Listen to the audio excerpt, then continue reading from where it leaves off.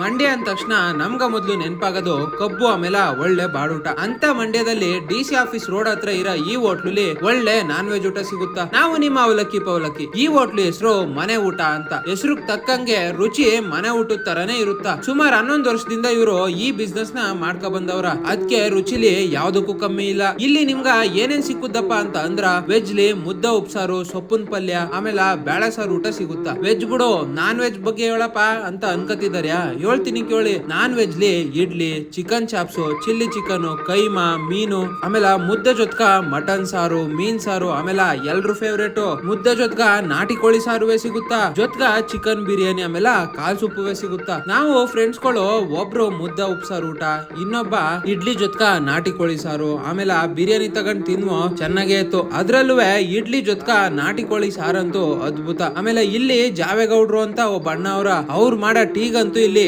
ಸಿಕ್ಕಾಪಟ್ಟ fans ಗಳು. ವಯಸ್ಸಾಗಿರೋರು, ಕೆಲ್ಸದ ಮೇಲೆ ಬಂದಿರೋರ್ಗ ಟೀ ಕುಡಿಯಕ ಒಳ್ಳೆ ಜಾಗ. ನೋಡಿ ನಮ್ ವಿಡಿಯೋ ನೋಡಿ ನಿಮ್ಗೂ ಏನಾದ್ರು ತಿನ್ಬೇಕು ಅಂತ ಅನ್ಸುದ್ರ ಮಂಡ್ಯ ಡಿಸಿ ಆಫೀಸ್ ಹತ್ರ ಹೋದಾಗ ಈ ಕಡೆನೂ ಒಂದ್ಸಲ ಹೋಗಿದ್ ಬನ್ನಿ. ಹಂಗೆ ಇದೇ ತರ ವಿಡಿಯೋಸ್ ಗಳಗ ದಯವಿಟ್ಟು ನಮ್ ಪೇಜ್ ನ ಫಾಲೋ ಮಾಡೋದ್ ಮಾತ್ರ ಮರಿದೆ. ನಮ್ ಯೂಟ್ಯೂಬ್ ಚಾನಲ್ ಸಬ್ಸ್ಕ್ರೈಬ್ ಆಗ್ಬಿಡಿ. ಮುಂದಿನ ವಿಡಿಯೋದಲ್ಲಿ ಸಿಕ್ಕಂ.